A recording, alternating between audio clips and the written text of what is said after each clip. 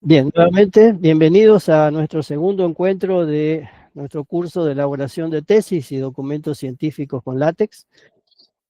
Vamos a continuar entonces con un pequeño repaso de las cuestiones que estuvimos viendo la semana pasada, en la cual estuvimos presentando algunas cuestiones dentro de lo que es el dictado de la Diplomatura en Diseño y Desarrollo de la Investigación Científica en Ciencias Económicas. Eh, Repasando un poco qué fue lo que vimos la semana anterior, vamos a hacer algunas vistas acerca de cuestiones que las vimos para que nos queden presentes y a partir de ahí continuar con el desarrollo del contenido de la clase de hoy. ¿Qué vimos la clase pasada? Esta cuestión presentamos lo que es la interfaz del usuario de la herramienta, en la cual habíamos hecho una profunda introducción planteando que látex es distinto, hay que pensar las cosas de otra manera, por lo tanto implica un cambio de paradigma respecto a cómo vemos nosotros cómo vemos el formato que estábamos acostumbrados. Pretendemos salir de nuestra zona de confort, de ver constantemente lo que estábamos haciendo con un procesador de texto y verlo con esta otra presentación en la cual tenemos una pantalla dividida en tres partes. La parte de la izquierda es el árbol de documentos de la estructura de mi libro. En la parte central tenemos un área de texto donde vemos el desarrollo del contenido que estamos viendo, que estamos desarrollando. Si bien en esta captura de pantalla me muestra los comandos en modo texto plano. En el caso de Overleaf se puede cambiar la vista a una vista de presentación en la cual uno se puede sentir un poco más cómodo en lo que está creando, viendo de alguna manera casi igual que en el procesador de texto. Y a la derecha tenemos el resultado del proceso de compilación. Lo que estamos viendo es cómo se va creando nuestro documento a medida que lo vamos desarrollando, y para poder ver la actualización hay que hacer un proceso que es el de compilación, en el cual la herramienta lo que hace es reprocesa todos los archivos y vuelve a generar todos los índices nuevamente para crear una numeración actualizada. Lo que planteamos a un principio es que cuando estamos hablando de una tesis tengo que pensar en otro contexto, de otra forma distinta a lo que tengo pensado como cuando yo creo un documento en el procesador de texto. En la visión que uno suele tener en un procesador de texto es un único archivo, extenso, voluminoso, pesado y peligroso de manejarlo. Y en este caso, cuando lo vemos desde la perspectiva de látex, lo que tengo que hacer es verlo como si fuese una construcción de piezas, y que lo que estoy creando es un libro, no es un documento, no es una monografía, es algo mucho más complejo que tiene partes que hay que saber identificarlas y manejarlas adecuadamente, a los efectos de que el resultado final sea precisamente un excelente libro con toda nuestra investigación. La cuestión que planteamos es que nunca nos enseñaron cómo se escribe un libro. Generalmente nos dicen: ahora tenés que hacer la tesis y tomar estas herramientas, y nos dan algunas cuestiones como un gestor bibliográfico o alguna otra herramienta de edición, pero no nos cuentan cómo es la lógica de la construcción de un libro, y muchas veces cometemos el error de construir nuestro libro de tesis en un procesador de texto como si fuese una monografía, y ahí es donde empezamos a tener inconvenientes cuando el documento se vuelve complejo y tiene muchísimos elementos integrados. Así que lo que quisiera que quede en la memoria es que se idealicen que su documento, su libro de tesis, se ve como un rompecabezas. La mejor forma de comprenderlo es pensar de que mi tesis ahora es un rompecabezas donde yo voy a trabajar en cada una de estas piezas y posteriormente voy a ensamblar todas estas piezas para la construcción final de mi libro. Es así entonces que la vamos a pensar pieza por pieza y después vamos a hacer el proceso de integración de todas estas piezas eh, en la función de completar ese rompecabezas y que quede nuestro libro de la mejor manera posible. Así que constantemente vamos a insistir con esta concepción de que mi libro de tesis no es un único elemento, no es un documento, sino que son muchas piezas y precisamente el compilador va a ser el encargado de ensamblar todas estas piezas adecuadamente para la presentación. La mejor forma de pensarlo es como si fuese un Lego, eh, en las cuales yo tengo distintas piezas que cumplen distintas funciones y que las voy ordenando y las voy ensamblando para crear el objeto final, mi objeto mucho más complejo, que en este caso es mi libro de tesis. En este sentido, lo que tengo que pensar es que si bien yo conceptualmente voy armando las piezas, es el compilador el encargado de volver a ensamblar todo. Es como que todo siempre estuviese desarmado y yo le pidiera al compilador que vuelva a ensamblar y me muestre el resultado final. No es algo que se construye y queda de forma monolítica armado, sino que siempre van a ser las piezas sueltas y es el compilador el que se va a tomar el trabajo de hacer el proceso de ensamblado y la construcción de mi PDF final, que es esto que llamamos el objeto complejo. ¿Qué vamos a hacer entonces? Trabajar en las piezas sueltas, vamos a ir viendo cuáles son las distintas partes de cómo se compone esta construcción, y que el compilador va a ser el encargado siempre entonces de hacer el proceso de ensamble y la creación de mi libro en un solo PDF, que es el que va a contener todos los elementos que yo estuve trabajando. Así que vamos a ir viendo entonces parte por parte cómo es el proceso de la creación de, de nuestro libro. Así que con paciencia. Vuelvo a insistir, tengo que pensar distinto, es un nuevo paradigma, voy a tener que salir de mi zona de confort, repensar algunas cosas, pero les puedo asegurar de que el resultado final es algo realmente superior a cualquier construcción. De hecho, para convencerlos, les dejé en el aula virtual, casi al final de los elementos, un documento de ejemplo de cómo es una tesis doctoral creada con látex, a los efectos de que puedan ver en todo su contenido la calidad de la presentación y cómo el compilador se encarga de trabajar en cuestiones muy sutiles como hacer los enlaces internos y permitirme la navegabilidad adentro del documento. ¿Por dónde vamos a empezar entonces? Por comprender la estructura de un libro escrito con látex, cuáles son las distintas partes y cómo es el proceso de ensamblado en el cual yo le tengo que decir al compilador cuál va a ser la lógica con la cual tiene que ir armando estas partes para la construcción final.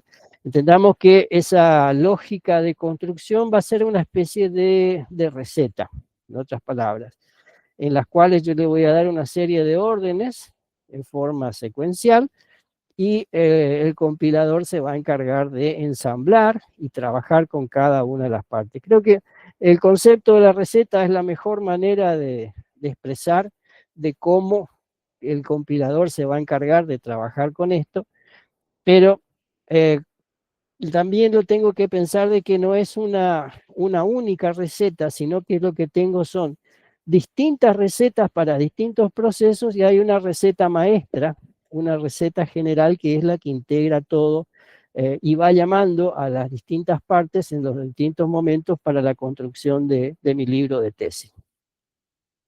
Y es acá donde comienzo a conceptualizar cómo se organizan los distintos elementos, los distintos objetos que van a construir mi tesis. Lo que tengo que pensar es, como yo les dije, una receta general a la cual la voy a llamar tesis.text o eh, en el entorno, ese documento se llama documento principal. El documento principal es la receta maestra que va invocando a los distintos elementos que la componen para la construcción final. En esa receta hay dos maneras de incorporar los distintos objetos, que vamos a ver con más detalle. Una de ellas es eh, la importación de los otros elementos, los otros documentos, o la inclusión de los distintos capítulos, y posteriormente otros elementos, como son el caso de la bibliografía y los elementos gráficos. Así que básicamente voy a tener cuatro cosas a tener en mente en la construcción de mi tesis. Un documento principal, que generalmente la voy a llamar tesis. A ese documento voy a tener que agregarle una serie de órdenes, es aquí donde yo construyo mi receta principal, a la cual voy llamando a los otros objetos, particularmente a un documento que voy a llamar preámbulo, posteriormente a todos los capítulos de mi tesis. En este sentido, una recomendación práctica en función a haber trabajado bastante con la construcción de este tipo de documentos complejos, es crear un archivo para cada capítulo y olvidarse de los números de los capítulos, como había planteado en la clase anterior. No pensar en 01 introducción, 02 marco teórico, 03 estado del arte y así sucesivamente hasta las conclusiones y el trabajo futuro, sino que cada capítulo tenga el nombre de su capítulo, o sea, tengamos un capítulo que se llame introducción.text, un capítulo que se llame marco teórico, un archivo capítulo que se llame estado del arte y así sucesivamente, de tal forma que sea mucho más sencillo ordenarlos en la receta final o en el documento principal cuando los quiero incluir. Y un archivo en particular que de la misma manera que el preámbulo tiene una serie de especificaciones, un archivo que va a ser la base de datos de mi bibliografía. Y una recomendación para la construcción adecuada es ir creando, antes de empezar a escribir el documento de la tesis, es ir creando la base de datos bibliográfica, a los efectos de que estén todos los elementos que yo voy a necesitar durante el proceso de escritura para poder referenciarlos adecuadamente. Esto quiere decir que prácticamente yo voy a empezar a construir mi tesis de atrás para adelante. Voy a empezar a construir primero la base de datos de la bibliografía, posteriormente voy a empezar a escribir los distintos capítulos, que los puedo escribir por separado, y creo entonces el documento principal, que es el que ordena la secuencia en que se tienen que mostrar los capítulos dentro de mi documento principal. ¿Cuál es la diferencia entre importar o incluir?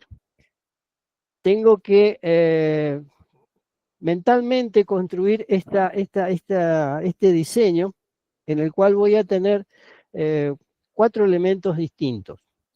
Un documento que le voy a llamar documento principal, que va a recibir el nombre de tesis.text, que es el que va a ir llamando, el que va a ir organizando cómo se incorporan los elementos a mi libro de tesis, y después otros archivos, uno de ellos que lo voy a llamar preámbulo, que es el que contiene toda la definición, todos los ajustes de variables que afectan a todo el documento de la tesis.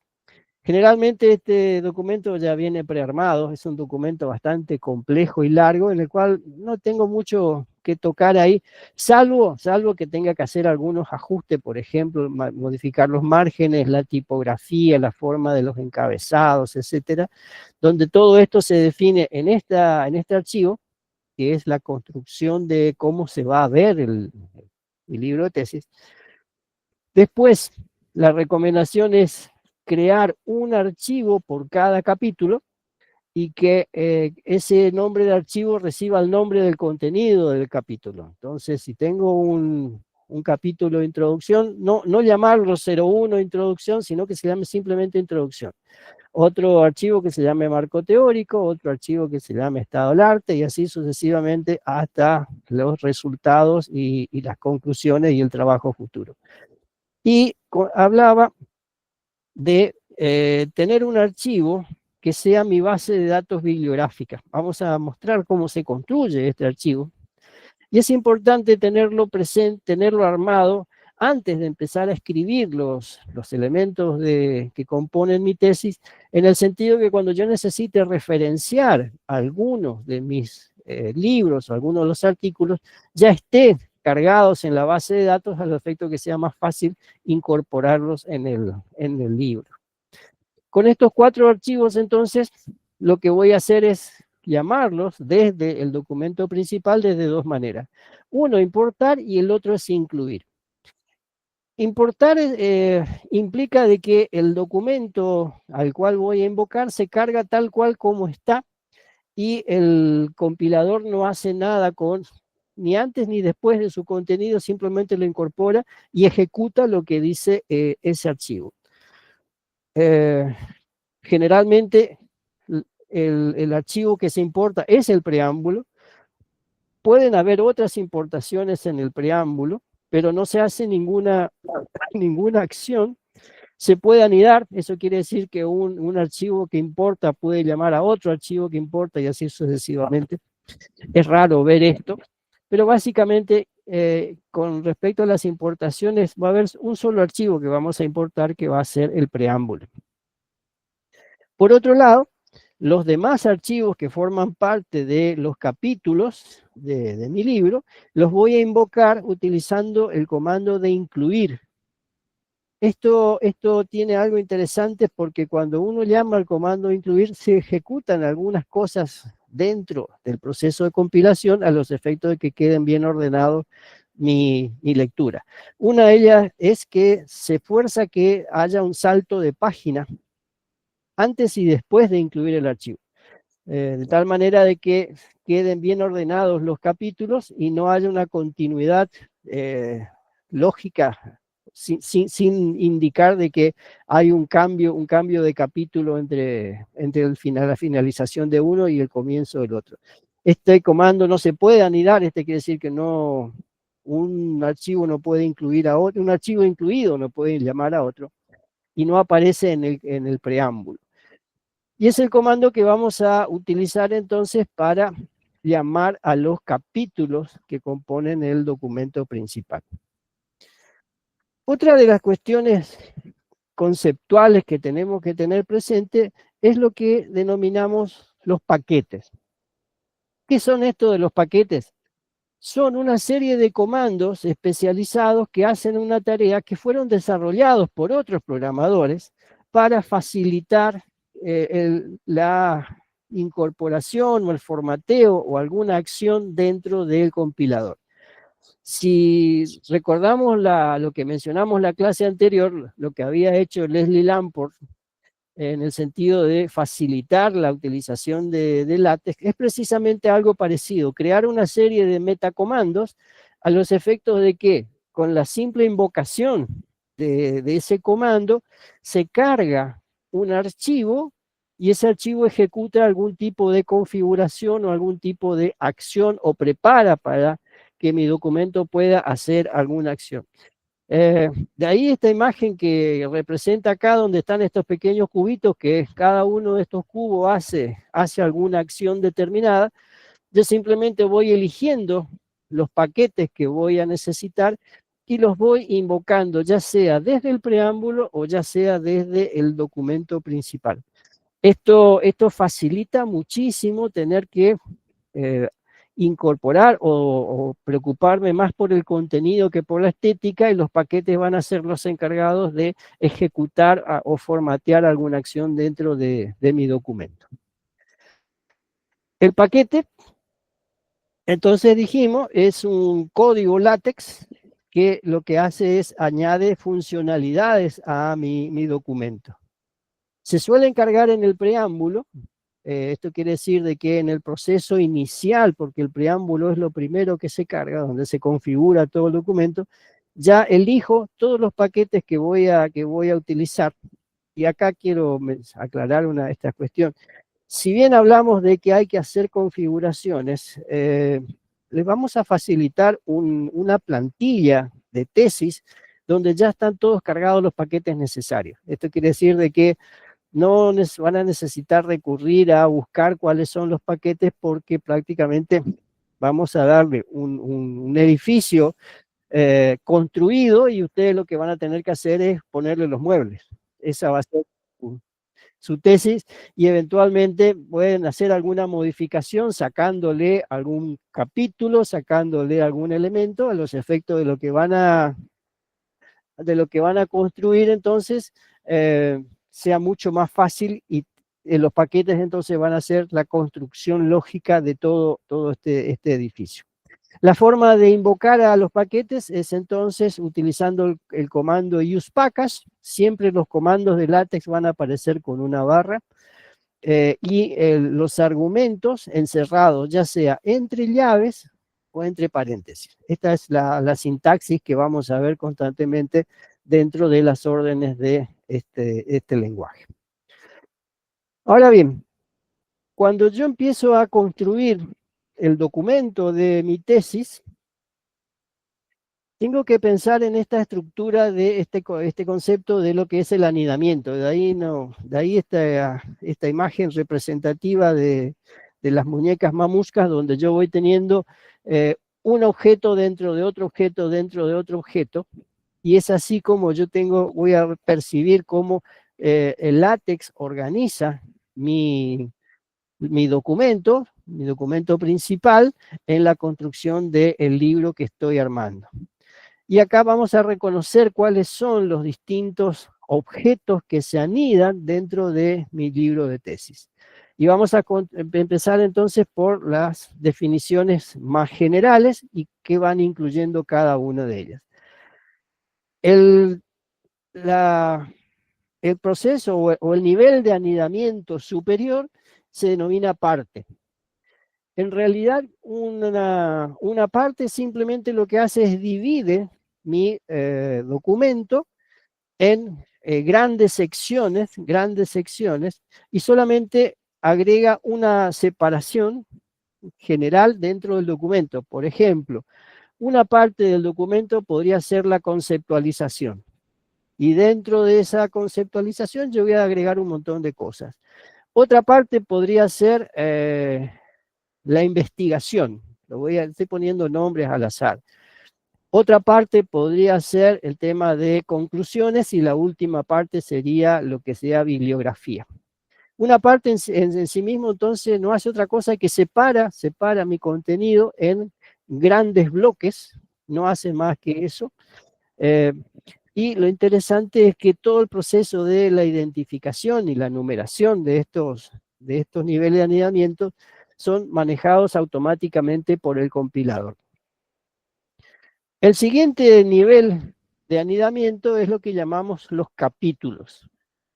En este caso, los capítulos se enumeran, generalmente están asociados a los grandes capítulos de mi tesis, como ser introducción, marco teórico, estado del arte, así como yo pensaba en la numeración de los capítulos cuando pensaba de que lo podía hacer con el procesador de texto.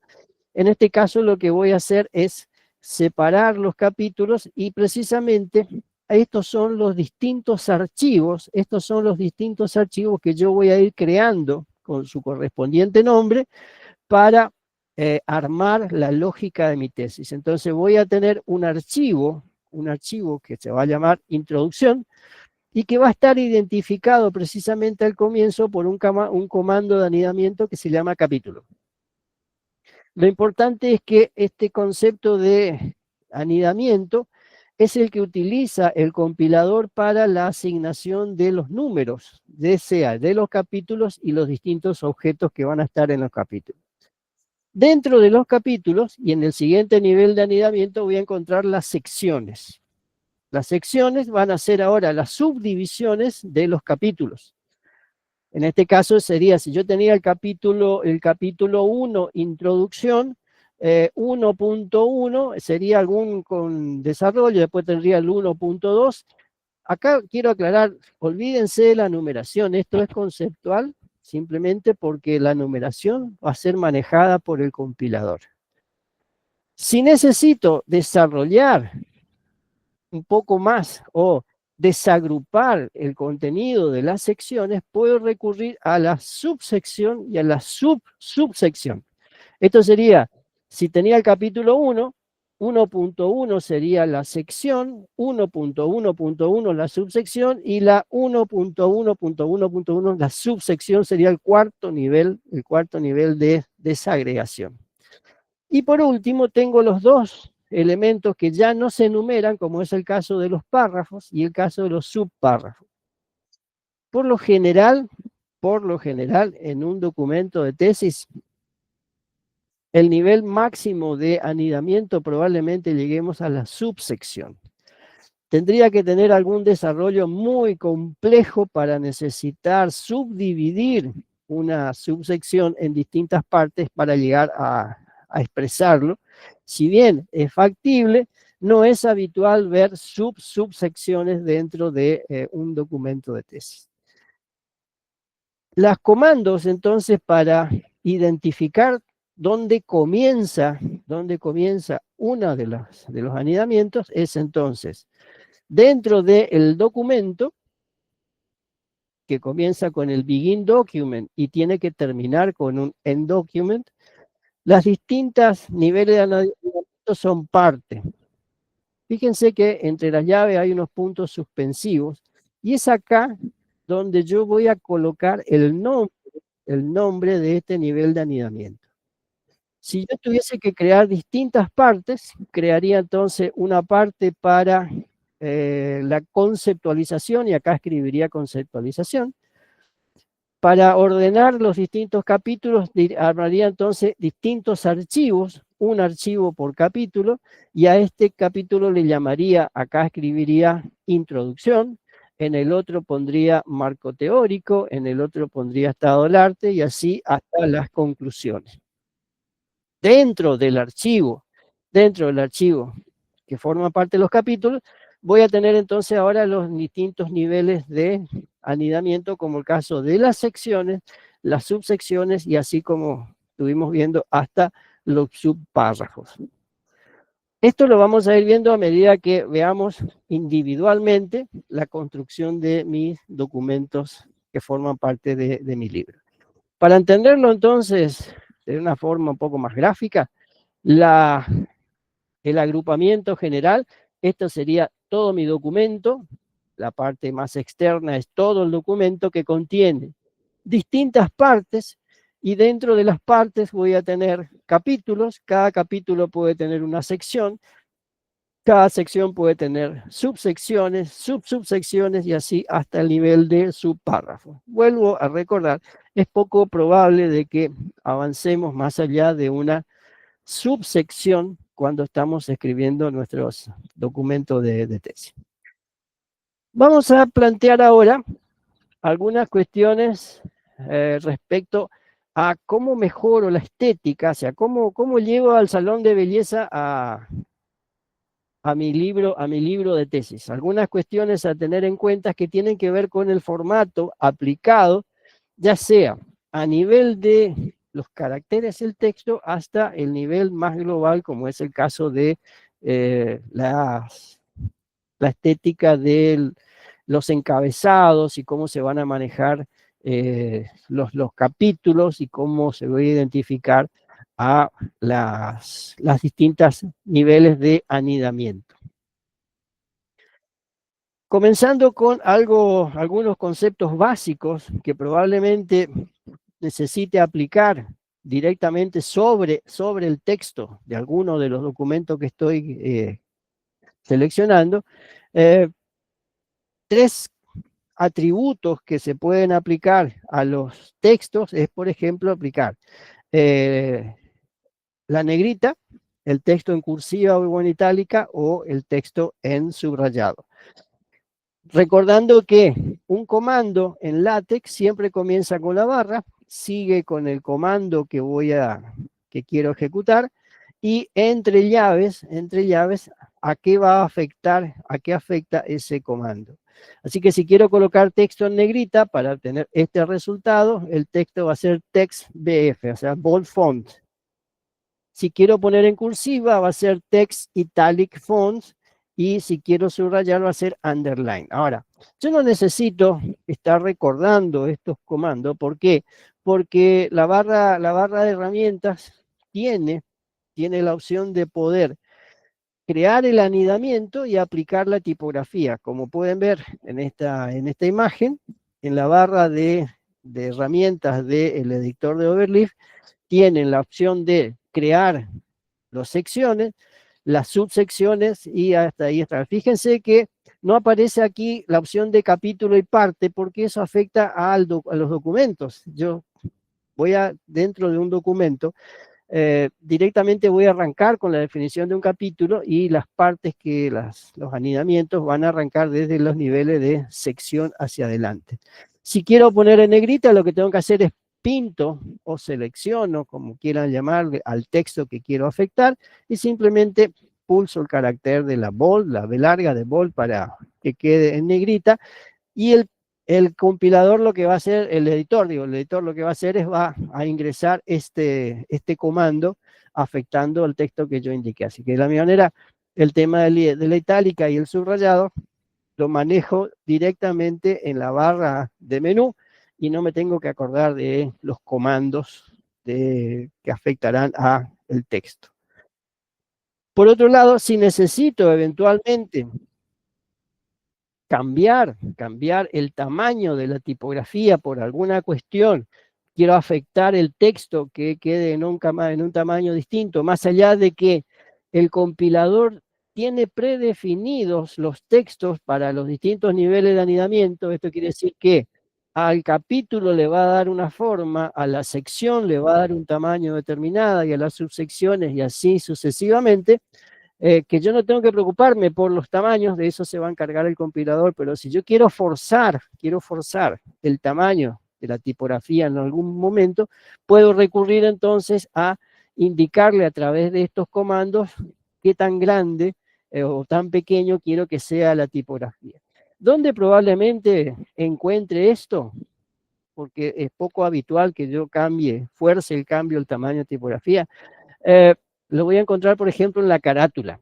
En la carátula está el nombre de mi tesis, está el nombre de la institución educativa, quiénes son los tutores, la fecha, etcétera, en las cuales yo puedo jugar con los distintos tamaños para darle una presentación más estética. Entonces, es probablemente el único lugar donde yo voy a encontrar donde se modifican a, a fuerza mayor los tamaños de la tipografía para que tengan una presentación más estética. Más allá de eso, no voy a encontrar en otro lugar prácticamente, no voy a necesitar manejar a mano el tamaño del texto.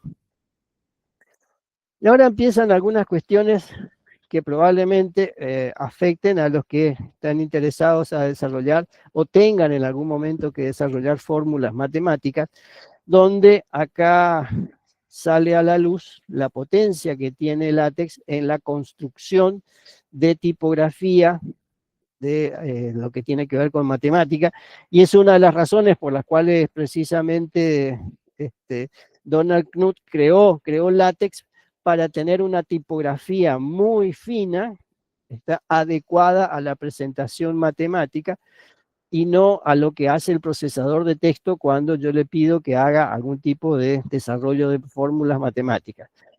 ¿Cómo se escribe entonces o se formatea un texto? ¿Cómo se formatea un texto en presentación matemática?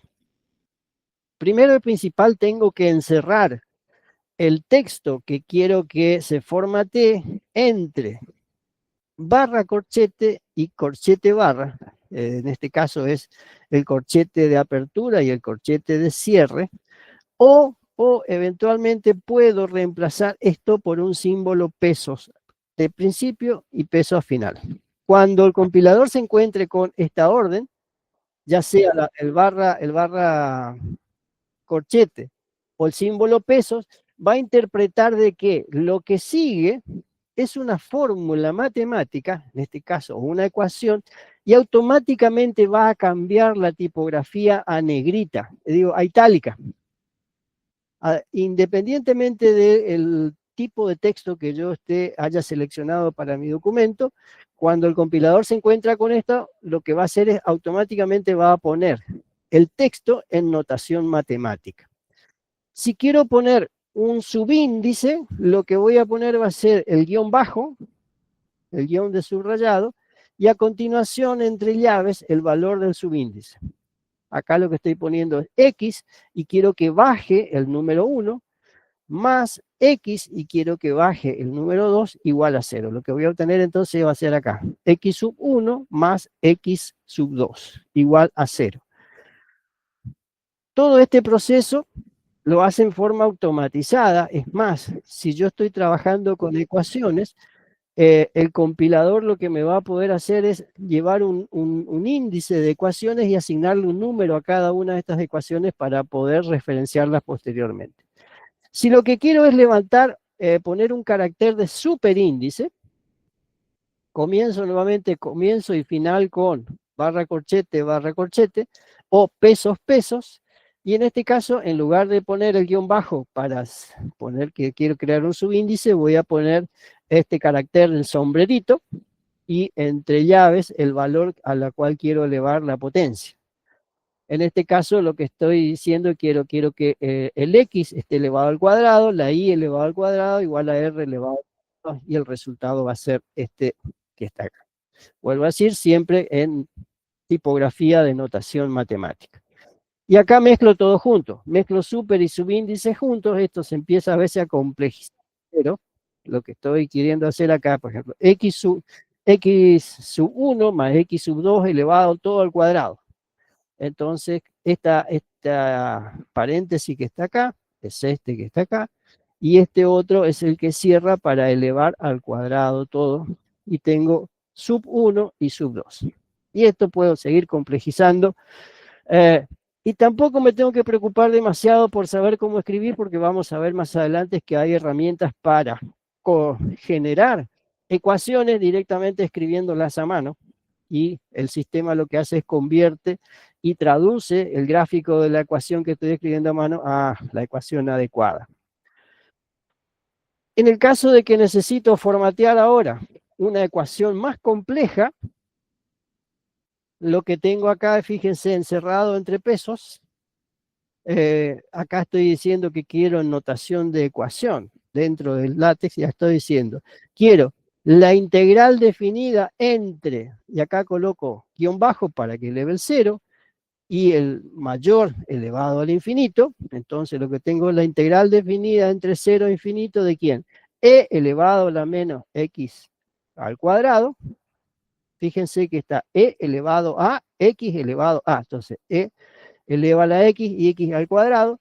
Diferencial de x igual, cuando quiero hacer una división, utilizo el comando de fracción. En este caso le digo igual a frac.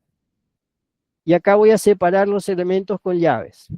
Lo que voy a colocar en la parte superior de la fracción va a ser la raíz cuadrada de pi, así que escribo SQRT de pi, sobre, ¿quién? El límite con x tendiendo a 0, entonces coloco el subíndice, x barra, con el tú logro esta flecha, ¿de quién? Y acá vuelvo a agregar otro cociente, dentro de este cociente vuelvo a llamar, y en la parte superior e a la x menos 1 dividido 2 a x. Si esto parece que empieza a complicarse demasiado, yo digo, ¿cómo hago para construir todo esto? Algo tan simple.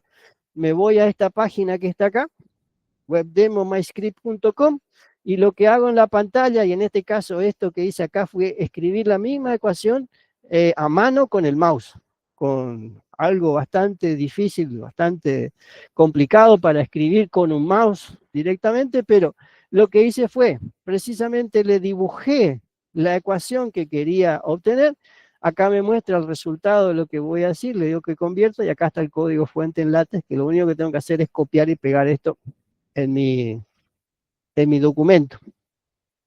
Con lo cual, la construcción de este tipo de fórmulas complejas, directamente las hago dibujando a mano y pasándola a un convertidor para que me lleve la ecuación adecuada a mi documento.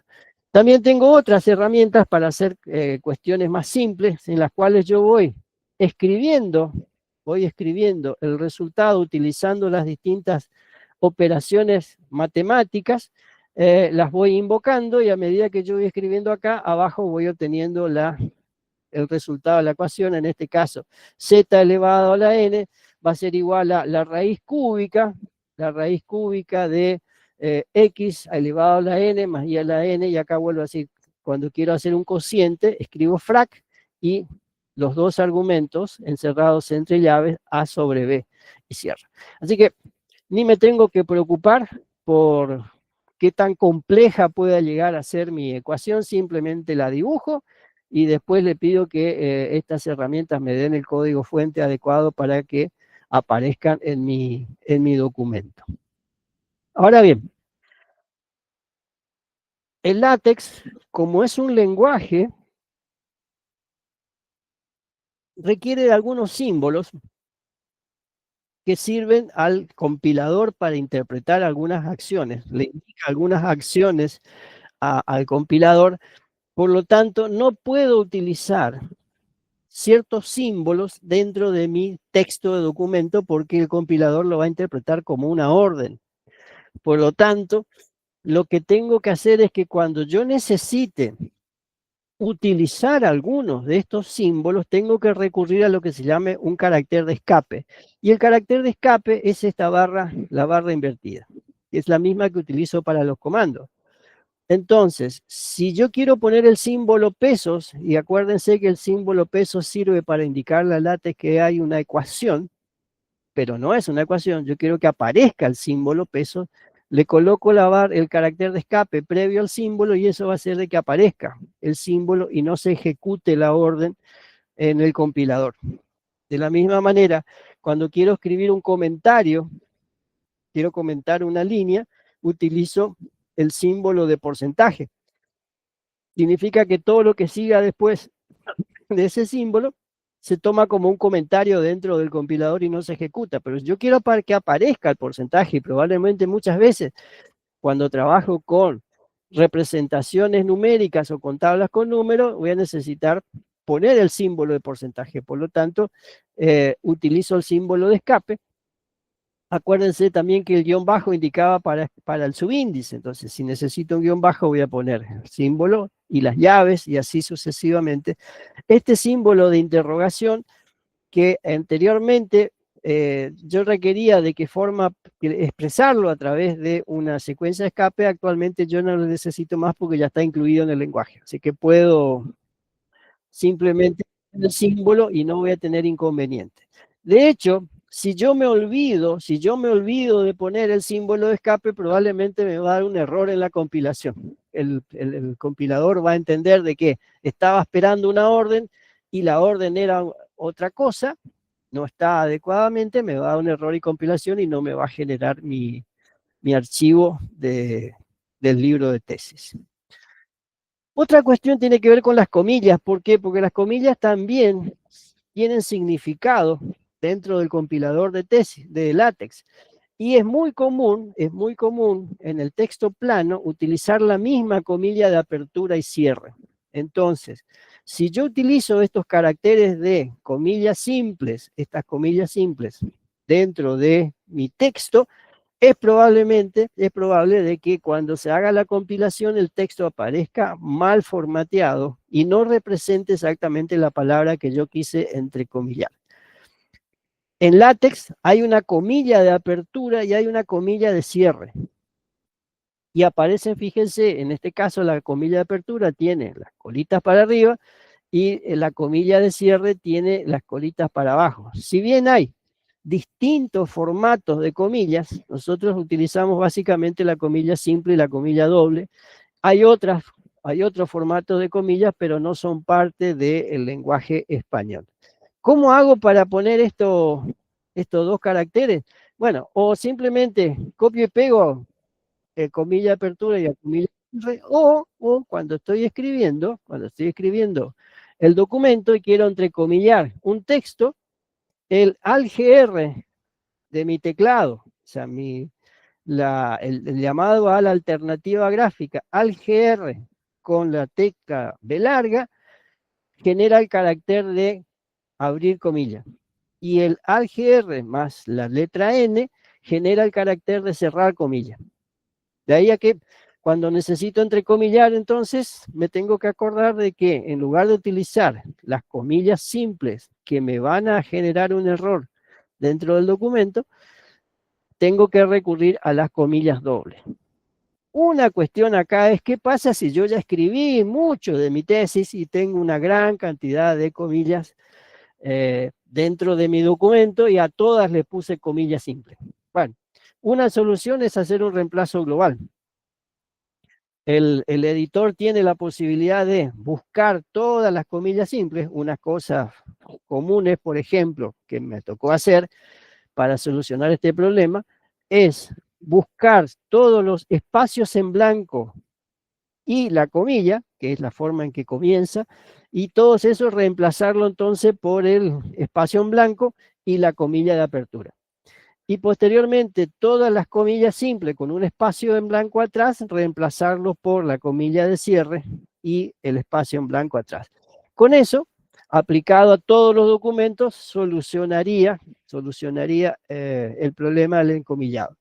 Pero hay que tener cuidado de revisar puntillosamente uno por uno, o sea, no hacer los cambios globales generales, porque podrían aplicarse donde yo no quisiera, así que a tener en consideración que si van a hacer un reemplazo global en todos los archivos, pedirle que me pregunte una por uno los cambios para asegurarme de que no voy a romper mi documento ni cometer errores.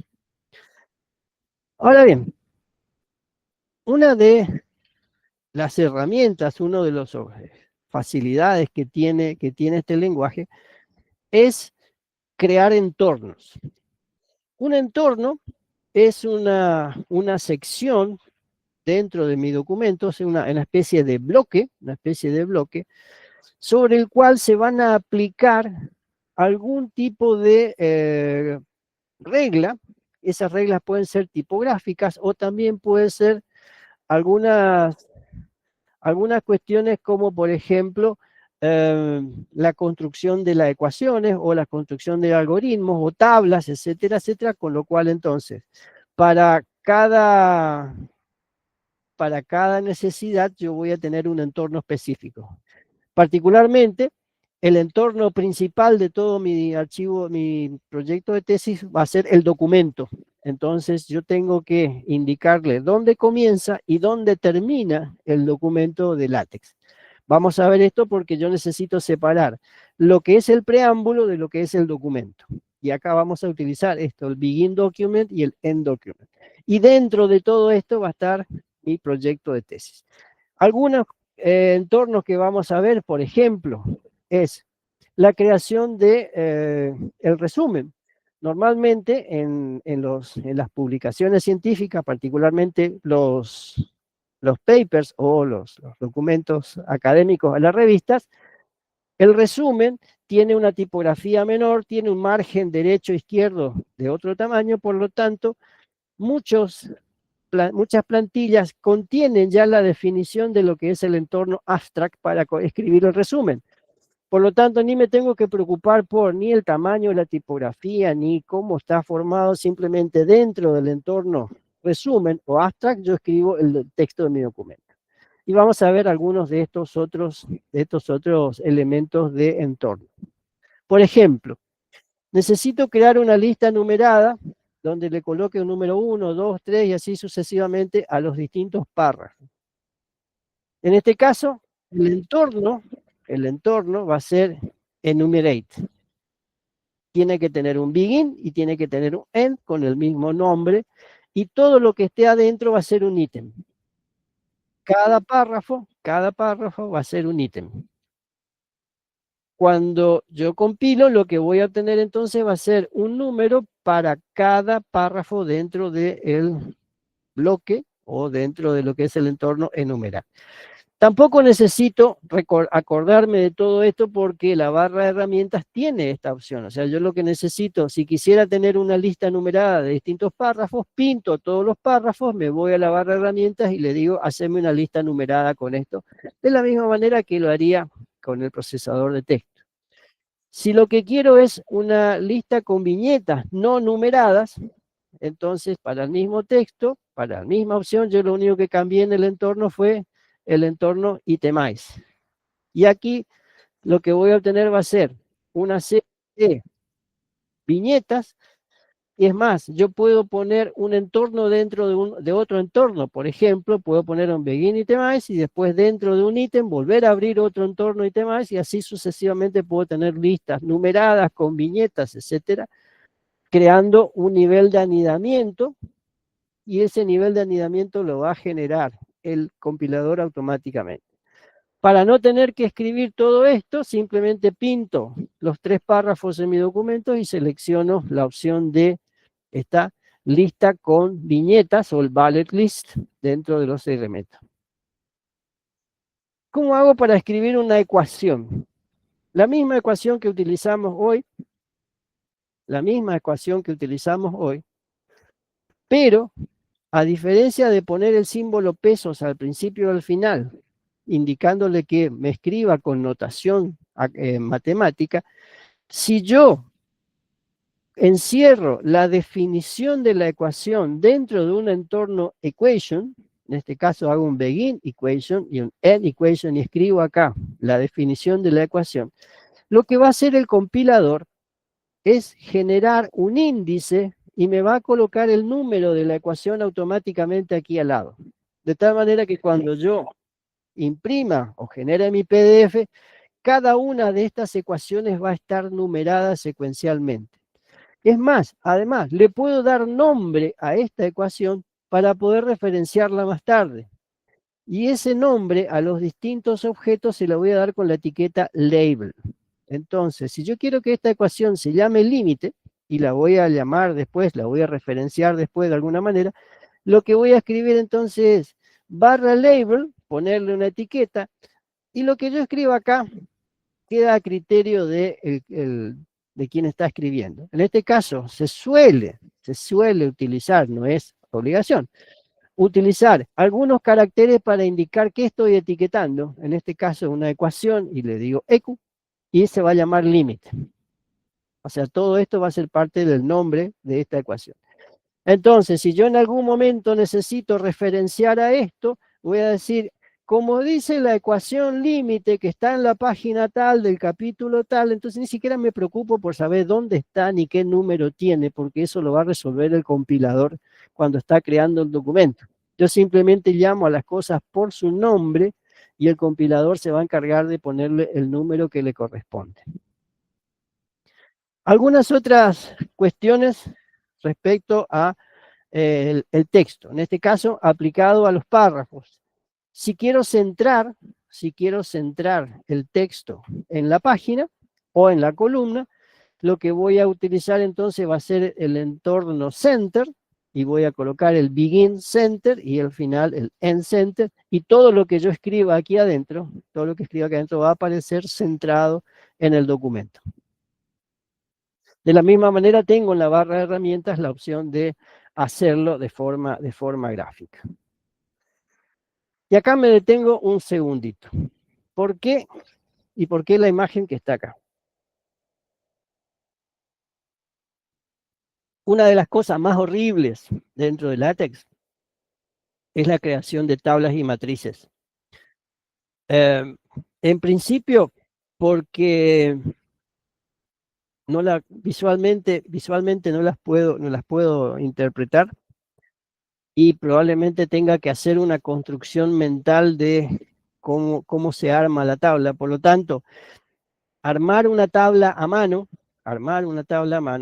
es realmente un dolor de cabeza, si inclusive la tabla está subdividida y tiene subcolumnas dentro de mi definición, pero no es para preocuparse porque tengo herramientas que me ayudan muchísimo en este sentido, porque para salvar esta complicación, de la misma manera que yo tenía una herramienta para escribir ecuaciones a mano y que haya una conversión, tengo herramientas que me solucionan esta cuestión.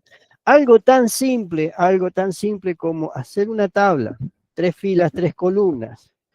Primera columna centrada a la izquierda, segunda columna centrada y la tercera columna alineada a la derecha. A veces esto es realmente un dolor de cabeza crearlo a mano. Esto se vería más o menos así. Para obtener este resultado yo tengo que poner la tabla dentro de un entorno. Ese entorno se va a llamar table. O sea, tengo un begin table y un end table al final. Quiero que la tabla esté centrada en la página. Este caption que está acá, que ya lo vamos a introducir, es el pie o la descripción de las tablas y los elementos gráficos. Acuérdense, y por regla general, la descripción de una tabla va en la parte superior y la descripción de las imágenes va al pie de imagen. Regla, el caption va a aparecer arriba en las tablas y abajo en las imágenes. Posteriormente, le digo que voy a hacer la construcción de la tabla y lo que le defino acá es el alineamiento. Left para la izquierda, C para el centrado y R para la derecha de esta columna, esta columna, esta columna. Tengo que tener, y estas barritas que están acá me indican de que lo que va a hacer es dibujar estos caracteres y cerrar la tabla, encuadrar la tabla. El H-line dibuja la línea horizontal y empiezo a escribir celda 1, celda 2, celda 3, celda 1, celda 2, celda 3. Todas las filas tienen que terminar con barra barra. Si yo me olvido de colocar este barra barra, mi tabla va a quedar toda pegoteada y no se va a ver bien. Así que sigo celda 4, celda 5, celda 6 y voy separando las celdas con el carácter I o el ampersand americano. Y cierro la tabla con el H-line inferior. Y le coloco un nombre a esta tabla con la etiqueta label que se llama tab de tabla ejemplo. De tal manera que cuando yo necesite referenciarla, la voy a llamar por este nombre. Ahora, esto que es una construcción tan simple de una tabla de 3x3, que lleva a pensar bastante cómo va a quedar y cómo va a ocurrir, la voy a solucionar. O sea, me imagino que cuando vemos esto, estamos viendo con una preocupación de cómo voy a hacer mis tablas si esto es tan complicado de hacer. Afortunadamente, tenemos herramientas de forma gráfica, por ejemplo, esta aplicación que se llama tablesgenerator.com, en la cual yo dibujo acá, tengo las herramientas gráficas para alinear a izquierda, centrado, derecha, negrita, itálica, subrayada, poner los marcos, quitar los marcos, dividir las columnas, dividir las filas, rellenar con colores, etcétera, etcétera, y voy escribiendo el contenido de la tabla que quiero acá. Esta herramienta me permite generar tablas en distintos idiomas. Particularmente acá me voy a pedir, generame por favor esto que está acá, generarlo como si fuese una tabla de látex. De tal manera que yo simplemente la dibujo, la pinto, le doy todos los atributos que quiero y le doy acá generar, y con eso ya solucioné el problema y me va a generar la tabla armada. Una de las cosas que hay que tener muchísimo en cuenta, que se me puede llegar a escapar, es el tema de balancear adecuadamente los caracteres de apertura y cierre, en este caso las llaves y los corchetes. en el sentido de que si yo tengo un documento tan simple como esto y le doy a compilar, resulta ser que dice, disculpa, tu código no se pudo compilar, revisa los errores, etcétera, etcétera. ¿Y por qué no funcionó todo esto? Por el simple hecho de olvidarme de cerrar una llave aquí. Porque entendió el compilador de que acá comienza una sección y se encontró con el fin del documento, o sea, no cerró adecuadamente la sección para poder compilar. Así que hay que tener cuidado con el balanceo. De hecho, tampoco me tengo que preocupar demasiado porque yo cuando quiero indicar una sección simplemente la pinto y le digo esto es una sección, o si voy a escribir a mano, cuando yo escribo el comando /section, el editor automáticamente ya me escribe la llave de apertura y cierre, para que yo no me olvide. Pero puede pasar de que yo la borro o me olvidé de ponerla, así que voy a poder, probablemente tenga errores de compilación si no están balanceados los caracteres de apertura y cierre de mis documentos. Así que si le coloco las llaves correctamente y todo funciona bien, feliz de que mi documento compile y pueda obtener el PDF adecuadamente. Nos vamos a dedicar a hablar de las imágenes, que es otro elemento a tener en cuenta. Es muy probable de que mi documento de tesis incluya muchas figuras y elementos gráficos, y es acá donde vamos a aprovechar una de las grandes funcionalidades que tiene LaTeX, que es poder identificar a los objetos gráficos por su nombre, y además el compilador les va a dar un número dentro de cada capítulo a los efectos de que yo pueda referenciar a cada una de estas imágenes directamente por su nombre. Y no preocuparme por qué número le di y dentro del capítulo qué número tiene cada una de esas imágenes, porque ese proceso se hace en forma automatizada. La forma de incluir una imagen, dentro de mi texto es utilizando el entorno Figure. En este caso, tengo que poner el begin y el end, y el entorno va a ser figure. A continuación le voy a dar algunos parámetros, particularmente necesito darle la ubicación y el nombre del archivo que quiero incorporar. Y además, el tamaño. Hay cosas interesantes que puedo hacer, es que yo puedo modificar en la escala o el tamaño de la imagen, inclusive la puedo rotar, puedo hacer algunas cosas interesantes para que la imagen quede perfectamente ubicada. En este caso le estoy diciendo que quiero que la imagen esté centrada en la página o en la columna. A continuación, le digo con el comando include graphics que quiero que traiga una imagen a este lugar. Le doy la escala y eventualmente le puedo dar el tamaño. En este caso quiero una escala del 0,1. ¿Qué quiere decir? Que esta imagen que va a aparecer acá va a tener el 10% del tamaño original. Si yo quisiera la imagen en tamaño original, pondría 1. En este caso le estoy diciendo 0,1, que va a ser una imagen al 10% del tamaño original. A continuación le digo la carpeta donde está, y yo había sugerido que para no mezclar los documentos de LaTeX con los otros elementos, creamos una carpeta que se llama imágenes, y acá con la barra le digo, se llama logonam.png. El caption, que se llama descripción de la imagen, está debajo de la inclusión. Acuérdense que este caption en las tablas estaba arriba y en las imágenes el caption se coloca debajo. Este es el texto que va a aparecer debajo de la imagen. Y para poder referenciar esta imagen, si es que la necesito, esto no es obligatorio porque en algún momento la quiero identificar, como dice la imagen tal en la página tal, les puedo asignar un nombre. En este caso utilizo la etiqueta label, utilizo este prefijo de IMG para indicar de que lo que estoy referenciando es una imagen, y le doy un nombre. Y la puedo referenciar por este nombre y no preocuparme por el número que le va a asignar el compilador en algún momento. Y esto que está acá es un modificador del lugar donde va a aparecer. Hay una cuestión respecto a que cuando yo construyo mi documento, el compilador va a tomar ciertas decisiones. Y esas decisiones van a estar en función de ordenar adecuadamente los elementos dentro de la página a los efectos de que estéticamente sean correctos. ¿Qué quiere decir esto? De que las cosas probablemente no van a aparecer donde yo quiera, sino que el compilador las va a ubicar en el mejor lugar posible.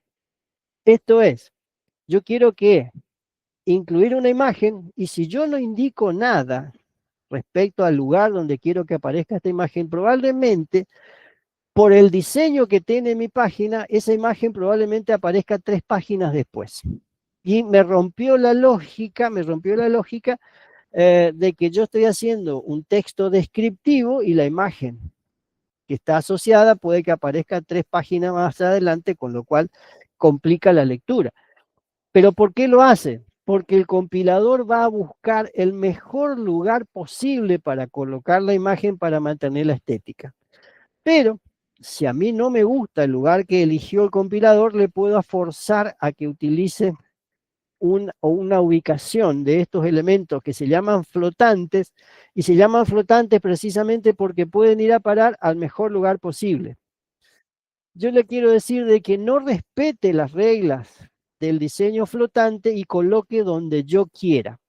Si yo coloco una H mayúscula entre corchetes, le estoy diciendo aquí mismo, here.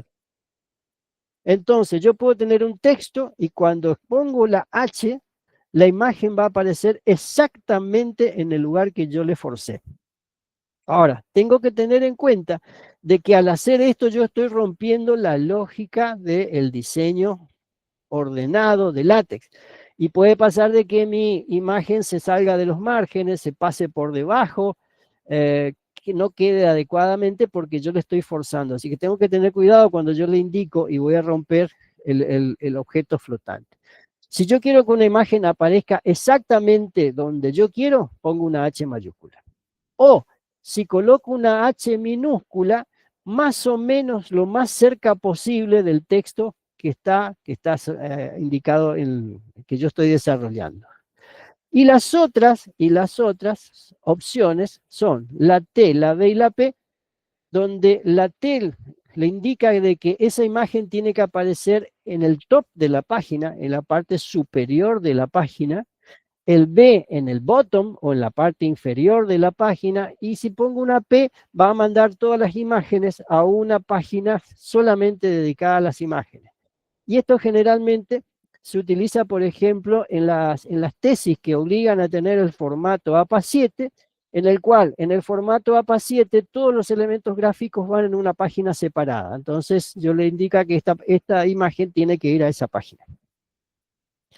Paso entonces a detallar lo que mencioné recién. La H significa colocar más o menos aquí. La H mayúscula le digo exactamente aquí. Entonces la va a colocar la imagen en el lugar que yo le indiqué. La T le dice, podés colocarlo en la parte superior de la página, la B en la parte inferior y la P a la página especial de elementos flotantes. Esto se suele utilizar en aquellas tesis que piden que sea estrictamente desarrollada en el formato APA7. Y el símbolo de exclamación le indica de que rompa todas las reglas de posicionamiento y le diga que cumpla estrictamente la orden que le estoy dando. Así que yo coloco H mayúscula con símbolo de exclamación y estoy forzando que la imagen aparezca exactamente en el lugar donde yo la escribí. Ahora, un elemento bastante contemporáneo, esto es una herramienta que apareció hace poco tiempo, es una biblioteca para crear gráficos dentro de LaTeX. Si pueden ver esta construcción tridimensional que está aquí, que sigue una función bastante compleja, está con funciones cuadráticas, tratar de crear esto con cualquier otra herramienta gráfica probablemente me llevaría bastante horas de trabajo. Y afortunadamente, gracias a muchos programadores y matemáticos que trabajaron para desarrollar esta biblioteca, crearon una herramienta que se llama TIX o TIXita. Hay muchas formas de llamarlo, vamos a llamarlo nosotros TIX. Es un paquete que crea gráficos vectoriales de una calidad muy elevada. Se pueden hacer gráficos muy simples, como simplemente una raya, un círculo, un triángulo, o cosas muy sofisticadas como este gráfico que está aquí, sin la necesidad de tener que recurrir a una herramienta gráfica. Esto quiere decir de que yo, utilizando algunos comandos, simplemente utilizando algunos comandos de TIX, puedo embeber dentro de mi documento una imagen compleja, sin tener que ir a hacer el gráfico aparte e incorporarlo posteriormente. Por ejemplo, ese mismo gráfico que estamos viendo en la portada recién, que me crea esta imagen tridimensional, simplemente lo que hace es dibuja esta función, ¿está? Del seno, no me acuerdo qué será el de x más y al cuadrado. Con esta simple 10 líneas, yo hago este gráfico y que va a aparecer dentro de puede ser de gris acá. Gracias, Liliana. Hago que aparezca esta imagen embebida dentro de mi código LaTeX, o sea que ni siquiera me preocupo de ir a buscar, ni copiar, ni pegar, ni la insertar como una imagen, simplemente aprendiendo cuáles son los comandos adecuados para utilizar esta biblioteca que se llama TIX, puedo hacer cosas muy, muy interesantes y complejas. Yo acá elegí básicamente una más o menos compleja, pero si quiero dibujar triángulos, líneas, círculos, etcétera, usando adecuadamente estos comandos, puedo llegar a crear y embeber en la imagen, y esto se crea durante el proceso de compilación. ¿Qué quiere decir? Que el compilador va a leer todo esto y me va a generar esta imagen embebida dentro de mi PDF. Ahora bien, hay algunos comandos que me permiten aplicar un diseño a todo el documento. Esto quiere decir de que si yo quisiera que los capítulos tengan algún formato en particular para indicar el número y el nombre del capítulo, y los distintos tamaños de tipografía para el nombre del capítulo, la sección, la subsección y las subsecciones, inclusive los encabezados de los documentos, hay una herramienta que se llama Fancy. Ese paquete se llama Fancy Headers, o sea, lo que voy a hacer es voy a utilizar este paquete dentro dentro de mi documento y le voy a poder indicar algunos de las distintas combinaciones para aplicar a los capítulos. En este caso le voy a utilizar el paquete Fancy Chap y el nombre que tiene como argumento las distintas combinaciones de las soluciones de Fancy. Acá puedo ver lo que teníamos anteriormente acá: Sony, Lenny, Glenn, Connie, Reine, Bjarn y Björnstrap.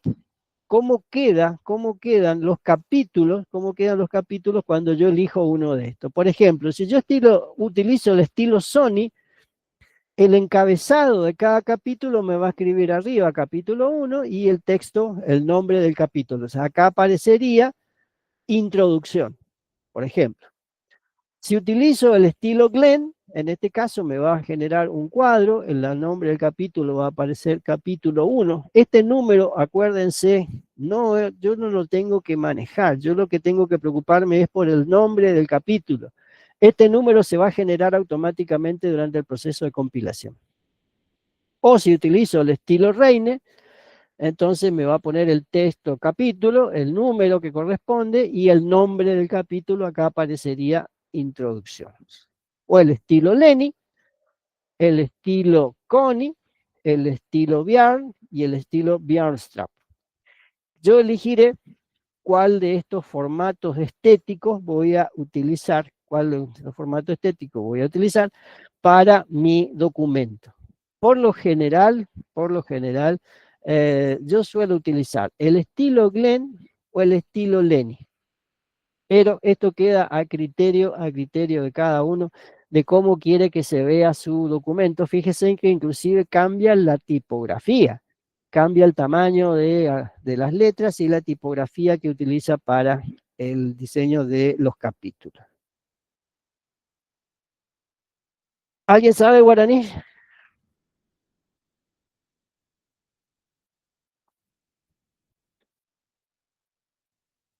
Nadie contesta. No, profe. Nadie sabe guaraní.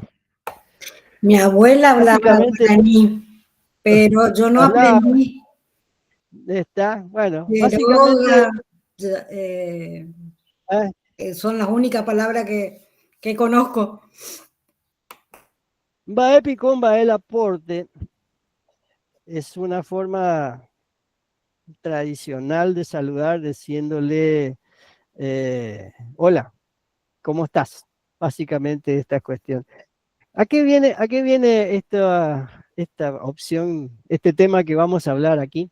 Es que si bien en látex los objetos se describen y llevan cuando se representan un nombre determinado, por ejemplo, si yo comienzo a construir un libro y escribo un capítulo, en lugar de que aparezca la palabra capítulo, va a aparecer la palabra chapter. Y cuando yo haga una sección, me va a aparecer la palabra section. ¿Qué quiere decir? Que va a utilizar los nombres por defecto, si yo no digo nada, va a utilizar los nombres por defecto de los distintos objetos. Por ejemplo, las imágenes van a aparecer como figure, o sea, van a aparecer como figura. Yo no quiero que se llame figura, yo quiero que el capítulo, los chapters se llamen capítulos, los sections se llaman secciones y los images se llamen imágenes, ¿está? O las figures se llamen imágenes. Entonces, tengo una opción interesante, como LaTeX se puede autodefinir, como es un metalenguaje, se puede autoprogramar. Esto quiere decir de que yo puedo cambiarle los nombres a las cosas, y de hecho lo voy a utilizar. Esto es, en lugar de page, que diga página, ¿tá? En lugar de chapter, que diga capítulos, etcétera, etcétera, y para eso simplemente voy a utilizar un comando que se llama redefinir los distintos nombres por los nombres que yo quiero que aparezcan. Y en este sentido, lo que voy a hacer es voy a crear un archivo que se llama redefiniciones.txt. Ya está, no se preocupen porque este ya está creado, está armado. Simplemente ustedes lo que pueden hacer es modificarlo si quieren cambiarle el nombre. Está como input y no como include. ¿Por qué? Porque el compilador no tiene que hacer nada cuando recibe esto, a diferencia de los capítulos que tiene que separar las páginas, acá simplemente lo incluye y lo ejecuta. El archivo se llama redefiniciones.txt, por lo tanto, en una parte del documento principal, al principio, casi al principio, voy a llamar a este archivo que se llama redefiniciones. ¿Qué contiene este archivo? La reescritura de los nombres de los objetos, para que los capítulos se llamen capítulos, las páginas se llamen páginas, etcétera. No sigo desarrollando más porque este archivo ya está creado.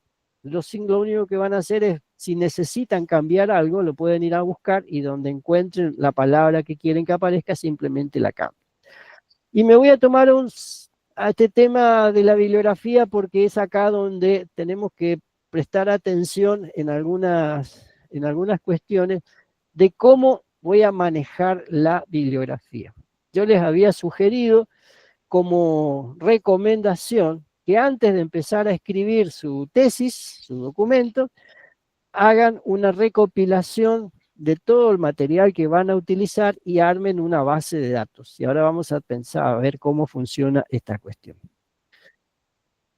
Cuando estoy escribiendo un documento en LaTeX, tengo que tomar una decisión de cómo voy a manejar la bibliografía. Y tengo básicamente dos formas de hacerla. Una, utilizando el comando de bibliography para indicarle de que en una parte del documento comienza mi bibliografía, o utilizar un paquete que está mucho más desarrollado que se llama biblatex. Nosotros vamos a inclinarlo por utilizar el comando biblatex, y esto lo vamos a dejar para más adelante, eventualmente cuando veamos cómo se arma un paper o un documento académico en el cual no tengo base de datos bibliográfica, que es más cortito, así que le vamos a dar un poco más adelante atención a este comando. Por lo pronto vamos a hablar de biblatex. ¿Qué hace de bibliography? Crea una sección dentro de mi documento, de mi paper, en el cual comienzo a escribir la bibliografía.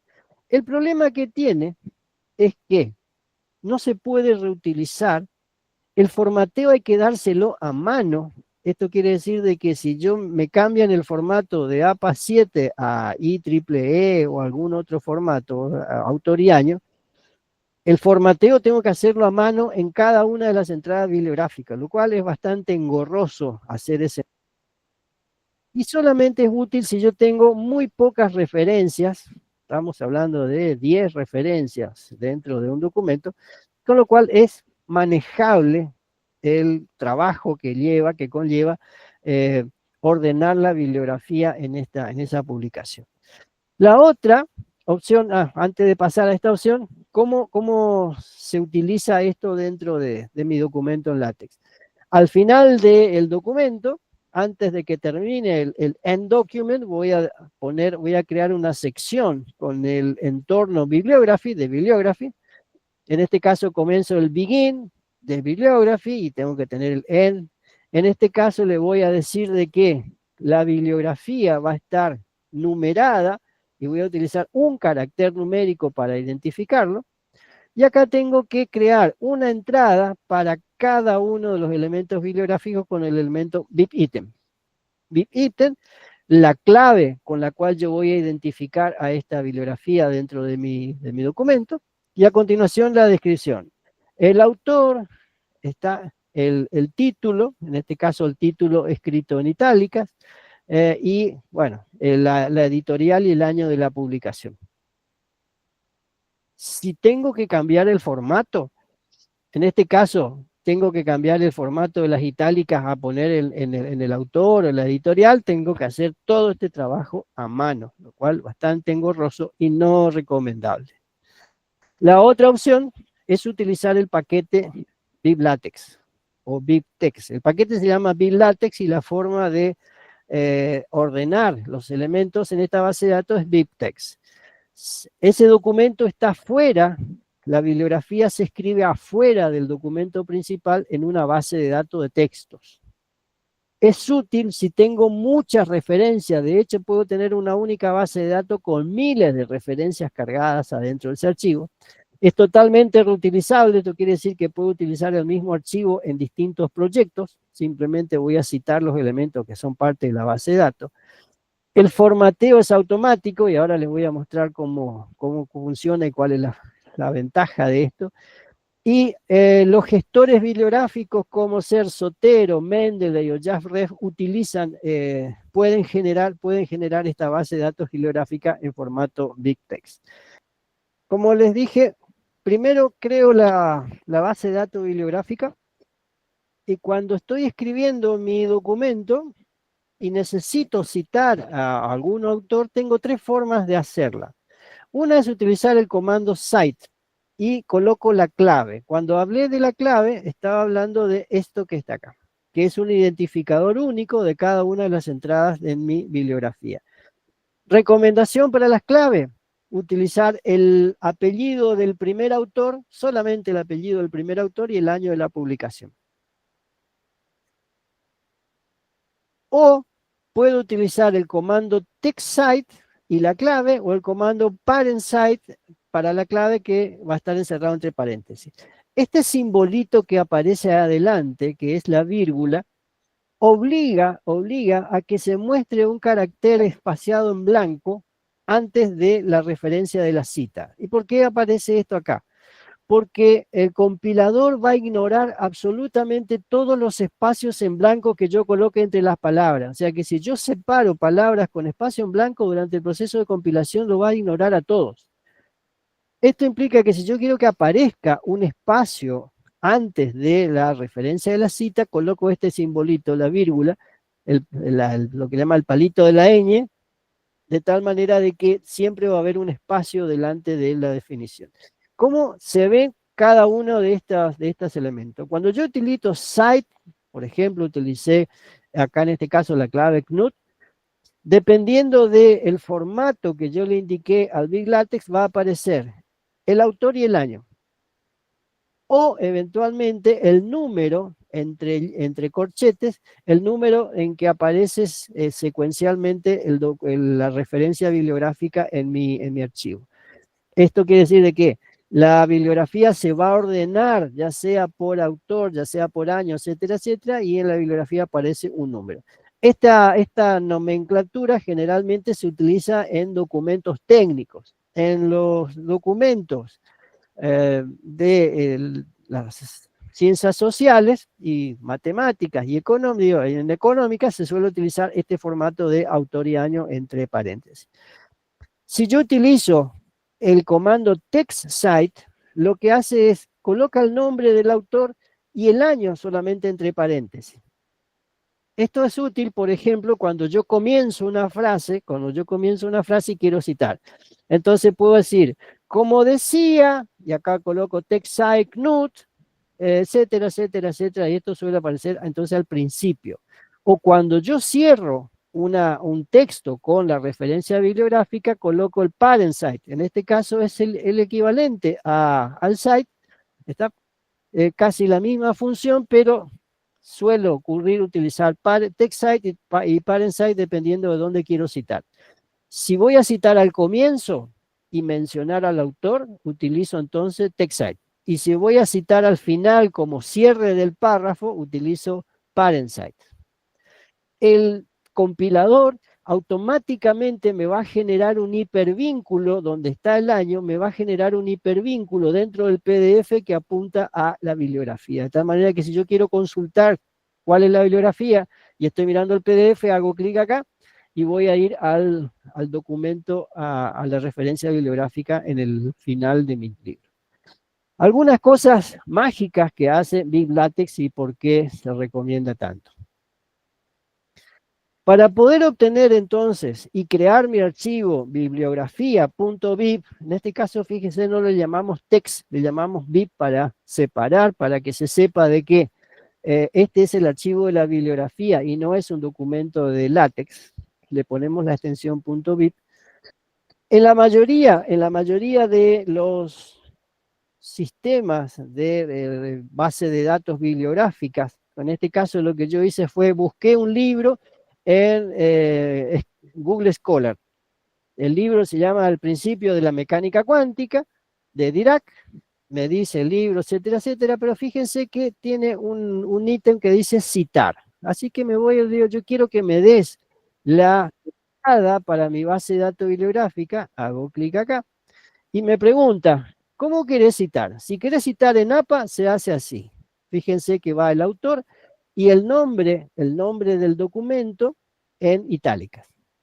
O en algunos otros, como el caso ISO, MLA, y acá aparece una opción de obtener el registro BibTeX para mi base de datos que voy a agregar a la bibliografía. Así que hago clic acá en BibTeX y el sistema me va a devolver esto.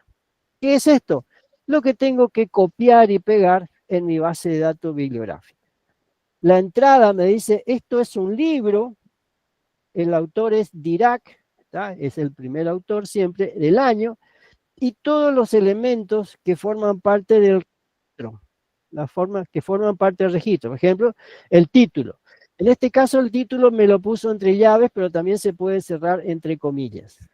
El título es Principio de la Mecánica Cuántica, el autor es Paul Dirac, el ISBN, el año de la publicación, es importante que esté, quién es el publicador, quién es la editorial y las palabras clave que puede tener.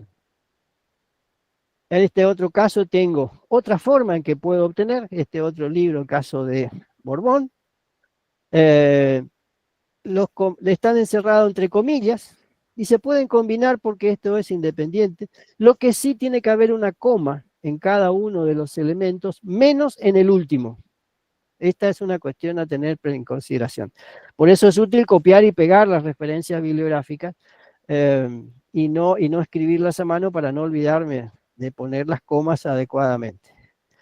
Este otro es una entrada y no es un libro, esto es un artículo académico, es un paper, ¿tá? Tiene otros comandos, tiene otros campos, en este caso tiene el nombre de la revista en el campo journal, tiene el volumen, el número e inclusive entre qué página y qué página está publicado.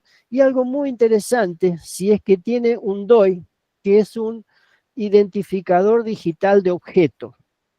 El DOI es una clave como una especie de DNI para los documentos digitales, en las cuales me apuntan a dónde está almacenado, cómo yo puedo encontrar la publicación en Internet.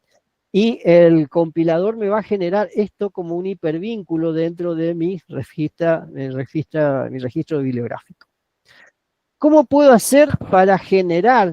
Supongamos que la base de datos, yo no estoy encontrando el documento en Google Escolar o en alguna otra publicación, en alguna otra base de datos de publicaciones académicas. ¿Cómo hago para usar la inteligencia artificial y me dé una mano al respecto? Y acá lo que voy a hacer es, voy a escribir un prompt para que con algunos datos básicos, preguntarle a distintas inteligencias que me devuelvan algo acerca de este documento. Yo sé que estoy buscando algo que se llama El Capital en el siglo XXI, lo escribió Thomas Piketty en el año 2013. Son todos los datos que tengo. No tengo idea de dónde está, ni de qué se trata, si era un libro, si una revista, si un resumen, etcétera. Así que escribo este prompt, que es lo que voy a usar en las inteligencias. ¿Y qué hago? Escribo. Busca, completa todos los campos y genera un registro en BibTeX de esta publicación. Y acá le digo lo que estoy buscando. El Capital del siglo XXI se llama tal, más o menos en el año 2000. Pero además, completame los campos de ISBN, ISSN y DOI si los tiene. ¿Qué quiere decir? Si es un libro o una revista y tiene identificador de objeto digital, que me los dé. Y además, si hay un enlace para descargar, también ponerlo. Y les voy a preguntar y les voy a mostrar cómo las distintas inteligencias entienden y resuelven este problema. A la primera que le pregunté fue a Gemini de Google. Y lo que me devolvió Gemini o Gemini de Google fue esto. Me dijo, es un libro, es un book de Piketty del año 2014, me puso el autor, el capital, etcétera, el año, donde se publicó y el ISBN. Como es un libro, tiene un ISBN. Perfecto. Yo, está bien, pero me están faltando cosas, así que voy y pregunto en otro lado. Si lo pregunté al ChatGPT. Me fui al ChatGPT y le pegué el mismo prompt. Lo que me devolvió fue otra cosa. Me devolvió, sí, el libro, el autor, el año, está, pero me dice, esta es una publicación que originalmente está en francés. ¿Ah? Se publicó en el año 2013, que es la que yo estoy buscando, se hizo en París, acá está el ISBN, en qué página más o menos, y me pone una nota. Me dice, la edición original está de 2013, está en francés, está traducida en la universidad, etcétera, etcétera, varias ediciones en español. No tiene DOI. No tiene DOI, ¿por qué? Porque es un libro. Los libros no tienen DOI, solamente los papers tienen DOI. No conforme con esto, le pregunté a otra inteligencia, en este caso a Grok, que es la inteligencia que está en Twitter o X. Con el mismo prompt tuvo otras cosas interesantes. Me puso así el autor y el año, me dicen quiénes son los traductores del año, del libro, donde se publicó la versión, está actualmente en español, y dice traducción del francés original del libro del 2013. Lo cual quiere decir que depende de a dónde pregunte, voy a obtener resultados distintos. Hasta ahora, Grok me pareció más efectivo y me dio más a lo que me había devuelto Gemini, o Gemini de Google o el ChatGPT. Todo esto lo que yo hago es lo copio y lo voy a pegar dentro de mi archivo bibliografía.bib. ¿Cómo hago para cambiar de estilo? O sea, tengo el mismo vestido, pero quiero que se vea de distintas formas. ¿Cómo trabaja? ¿Cómo trabaja? Así no me equivoco, así leo bien. ¿Cómo trabaja BibLatex para cambiar los estilos? Por ejemplo, si yo utilizo el paquete BibLatex y le digo que el estilo sea numérico, y le voy a dar algunas otras opciones, por ejemplo, que me ordene las ciudades, que me ordene por nombre, año y autor, que haga automáticamente corte las palabras donde corresponde, y vamos a ver este backref true, ¿qué significa? ¿De quién? Utilizando como recurso de la biblioteca el archivo bibliografía.bib, que es mi base de datos. ¿Qué es lo que voy a obtener? ¿Qué es lo que voy a obtener? En el capítulo de bibliografía, los números correlativos de los autores. ¿Ya?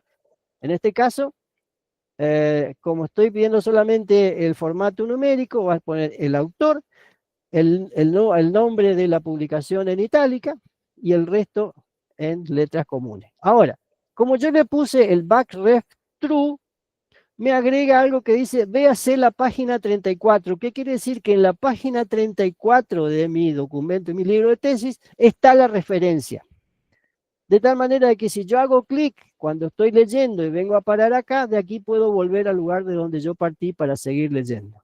Si yo cito más de una vez el mismo artículo, por ejemplo acá, lo cité en la página 43, 45, 48 a 50 y en la 55. Esto es muy útil para poder volver al lugar de donde yo partí cuando quiero ir a leer la bibliografía. Si yo cambio numeric por otro formato, como en este caso autor y año, ya no me coloca el número adelante, sino que me lo ordena alfabéticamente a los autores según la sección donde yo los seleccioné. En este caso tengo acá los libros y acá los artículos. Lo que cambió acá es que me quitó los números y me los ordenó alfabéticamente y no secuencialmente. Y si me piden la bibliografía, está en APA, no hay problema, le pido el estilo, lo quiero en APA.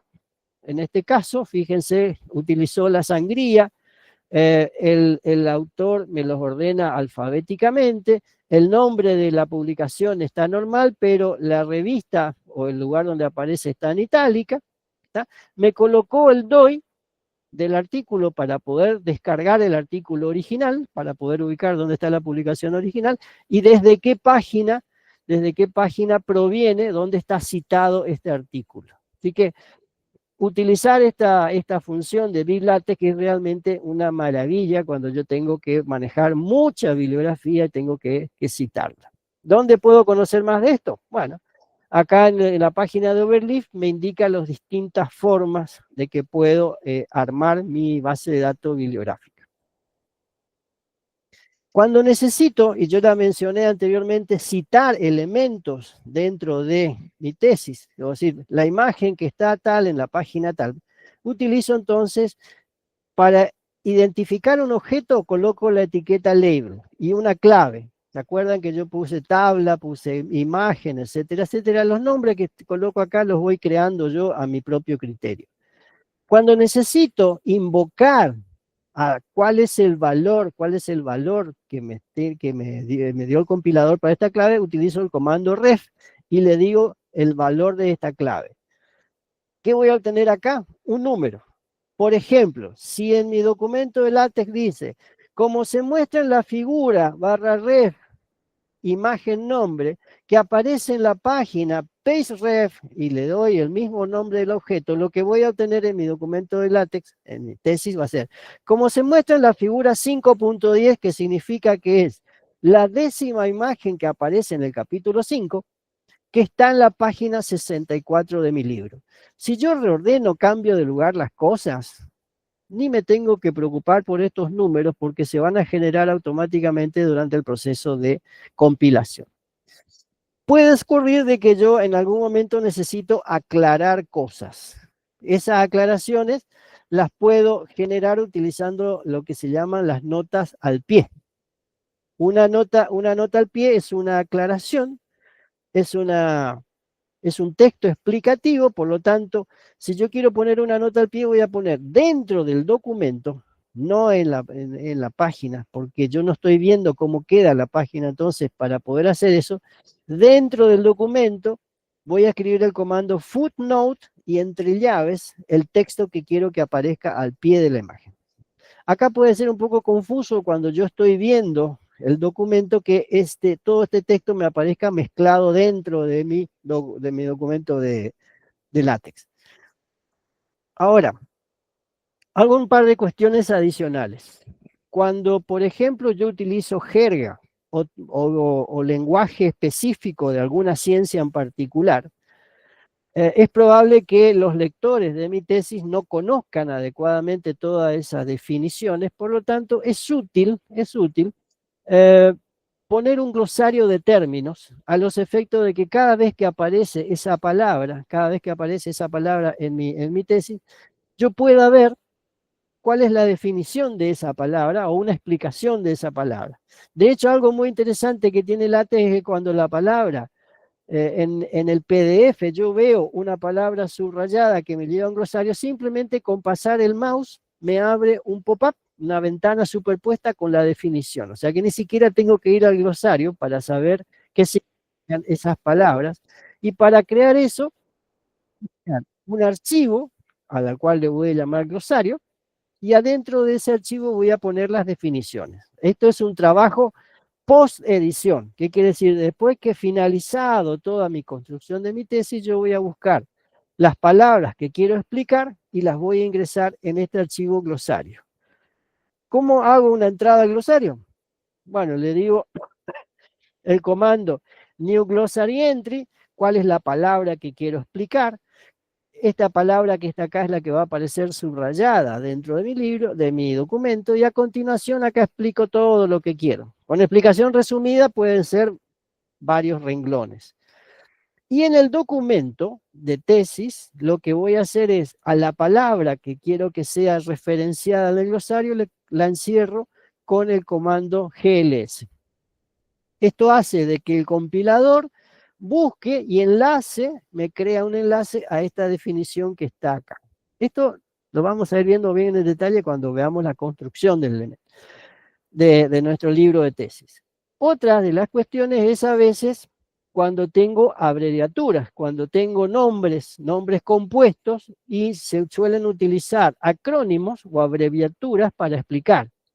Entonces, por ejemplo, SA, SRL o cualquier otra abreviaturas que pueda utilizar, en ese caso, o en el glosario o en otro archivo de acrónimos, lo que hago es entonces creo un acrónimo nuevo, le coloco la clave, la palabra que voy a aparecer y su definición.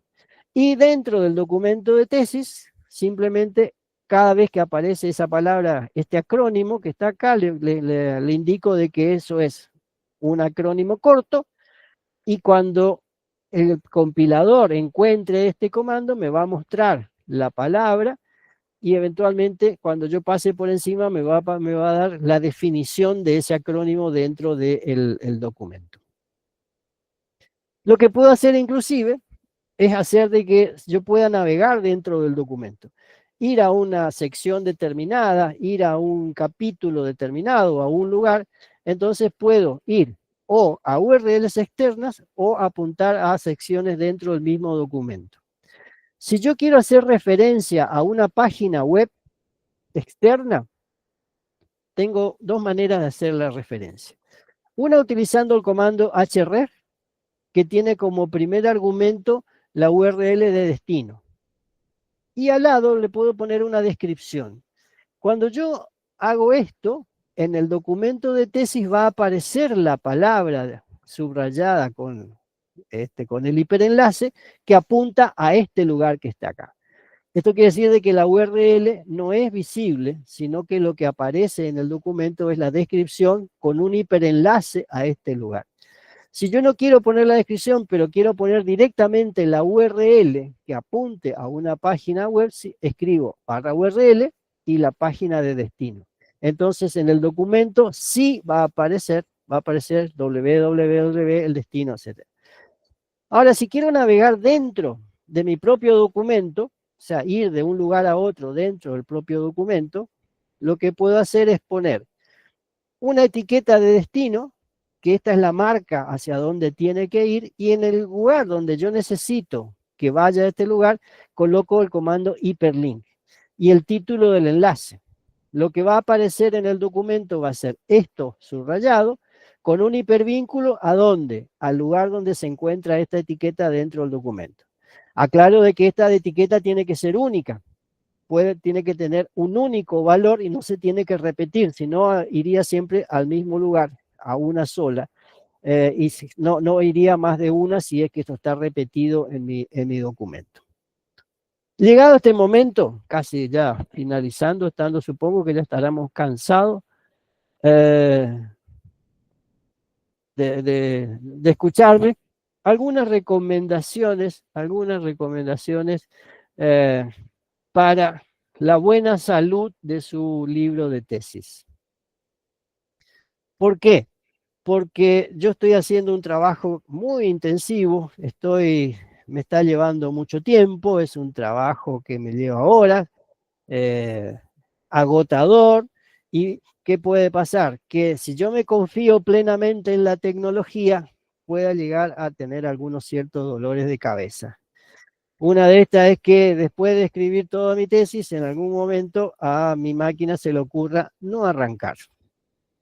Y probablemente el ataque de pánico y la taquicardia llegue hasta niveles estratosféricos si mi tesis quedó ahí adentro y la computadora se niega a dejarme entrar y tengo que arreglar el sistema operativo y recuperar los archivos, y puede llegar a pasar muchas cosas. Así que para prevenir estas situaciones, algunas recomendaciones.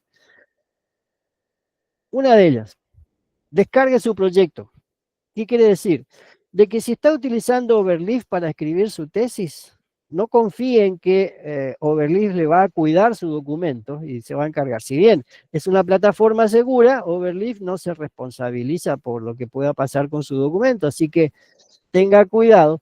Y si voy a generar mi tesis almacenada en la nube, tener la precaución de regularmente descargar todo el proyecto a un disco local. En este caso me va a generar un archivo comprimido, o sea, todo el proyecto lo va a poner en un archivo .zip que lo puedo descargar y guardar en mi computadora. La otra opción es utilizar la nube. Si bien mi proyecto puede estar en la nube, puedo utilizar un almacenamiento en la nube como segundo respaldo. De hecho, hay algo interesante que tiene Overleaf, es que puedo vincular mi proyecto con distintas aplicaciones como por ejemplo Dropbox o Git o GitHub. Lo interesante es que si yo tengo vinculado mi proyecto a Dropbox y tengo mi cliente Dropbox corriendo en mi computadora, cada vez que yo modifico el archivo en Overleaf, se guarda una copia en una carpeta en mi computadora. Con lo cual tengo la seguridad de que mi proyecto, si bien lo estoy almacenando en la nube de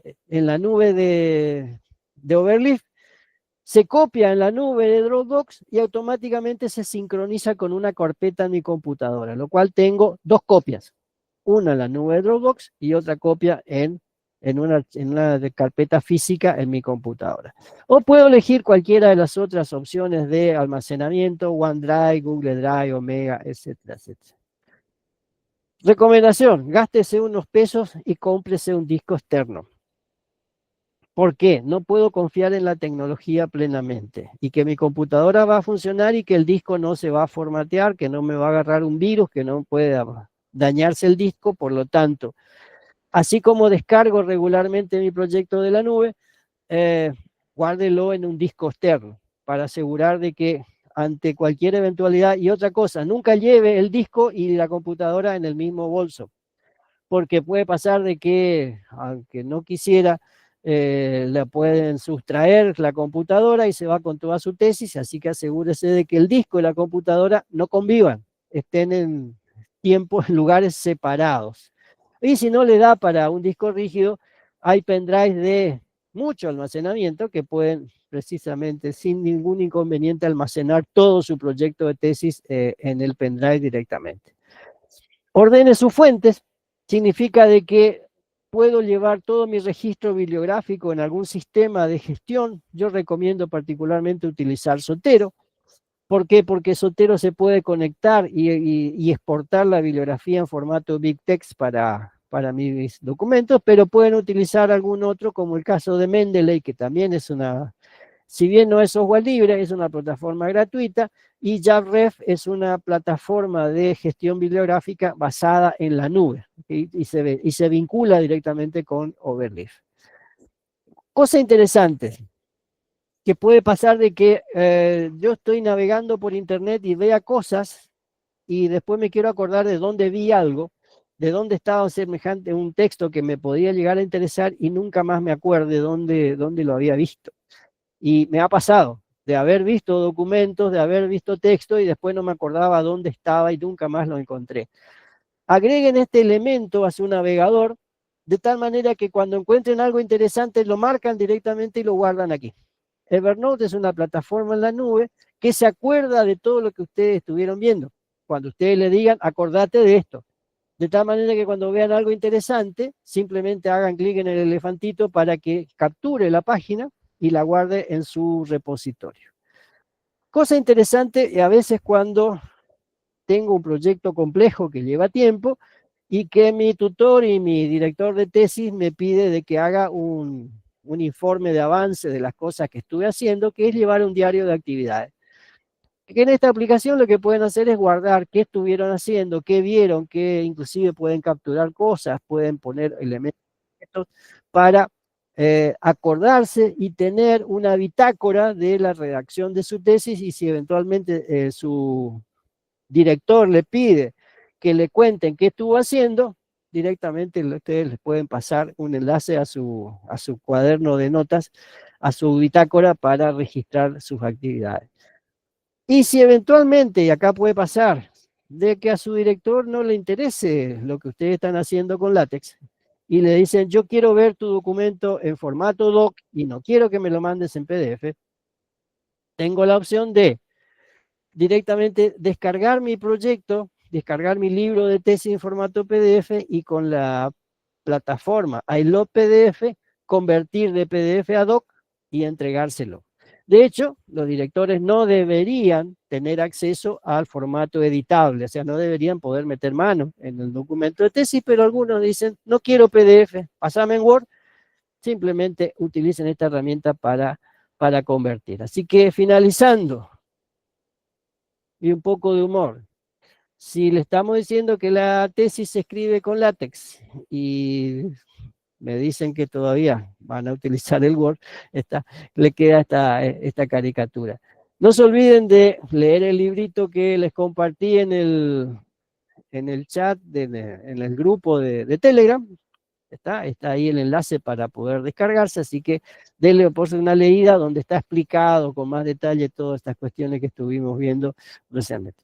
¿Dónde aprender más? Bueno, pueden ir a Overleaf, donde hay un capítulo en español donde explican todas estas cuestiones que estuvimos viendo hoy en detalle. Así que muchas gracias por su atención al día de hoy. Nos estaremos encontrando entonces en la clase de la próxima semana, el viernes 14.